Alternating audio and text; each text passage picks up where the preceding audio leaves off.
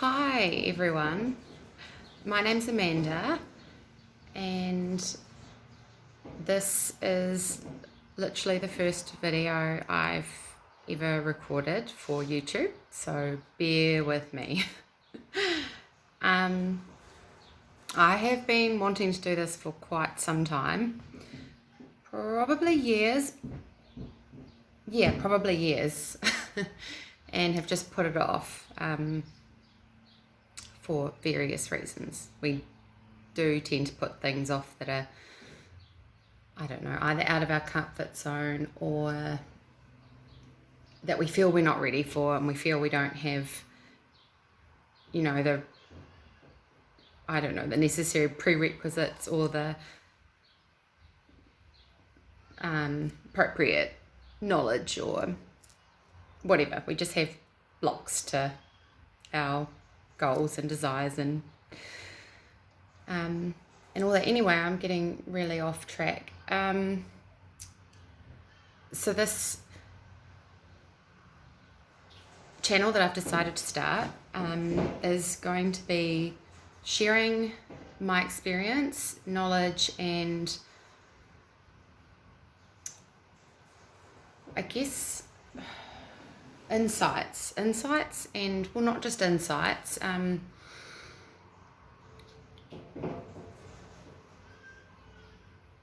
It's sort of gonna.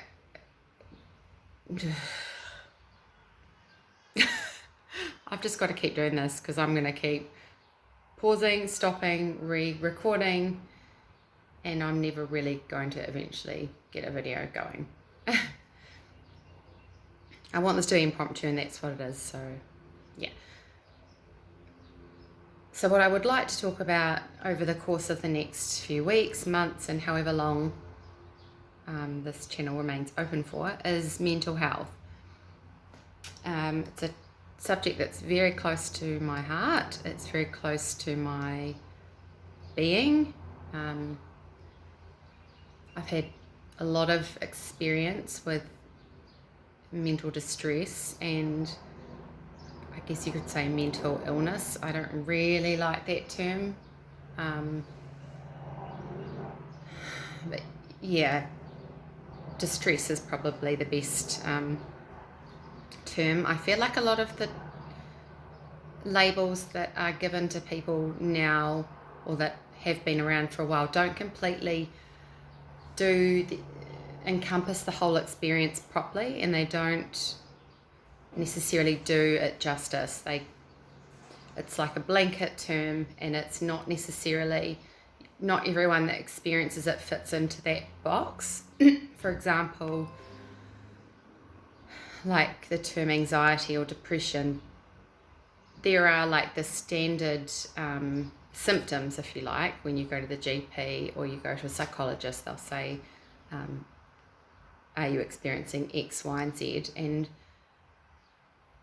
you probably are, you will be, but there'll be a whole range of, a whole lot of nuances that are unique to your individual experience.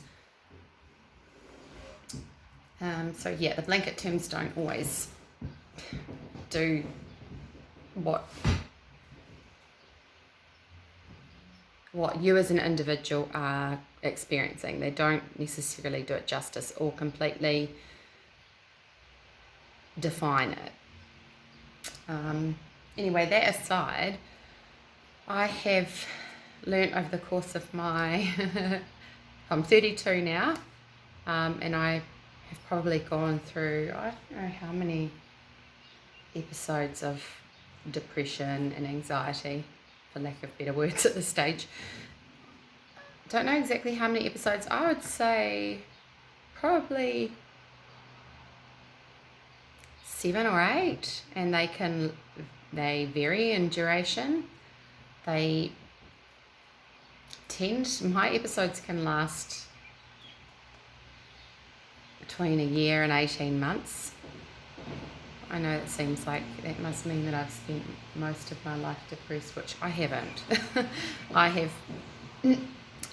definitely had non-depressed and non-anxious times, as I'm currently out of it now, so I'm not always depressed. Not that that's a problem. But it's hard. It's very hard to live with. What I'm learning throughout my life is how to balance the highs and lows so that I find a more even keel, more middle ground, and I don't get so worked up and anxious and then drop into like a sinking depression. I don't have what's termed bipolar. I just tend to, how do I describe it? I tend to have get myself really overwhelmed and stressed and anxious, and then that just tends to deplete me, and I sink into this state of helplessness and despair and all the rest of it. So yeah, not a fun place to be. There are a lot of things we can do to help ourselves through these times, both medically or conventionally, if you like, so going to the GP, seeing a counsellor, seeing a psychologist, if you have access to those things, and if you're in a position where you have some free services, or you've got the funds and the means to support yourself to see a good therapist, because they are expensive. They're not cheap. So it depends on your situation as to what the best course of action or treatment is for you as an individual. So there is the conventional side, and I am fully supportive of that. I don't dismiss, knock, or shun it. I think it has a time and a place. However, sometimes it's overused. Medications can be prescribed where they aren't necessarily needed, because the doctors, GPs don't tend to have a lot of training in mental health unless they've chosen to further upskill in that area. Most of them just spend a short amount of time in mental health. They're not trained mental health professionals.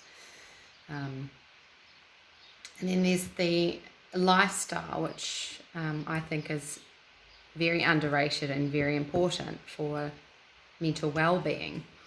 So that's things like diet, exercise, and making sure you've got good support around you, close connections with people, time in nature, sunshine, hobbies, interests. Like, there are a whole,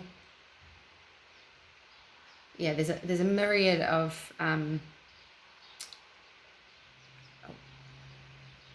there's a whole range of a whole lot of things we can implement in our daily life, even really, really little things that can make a big difference over time on our mental well-being.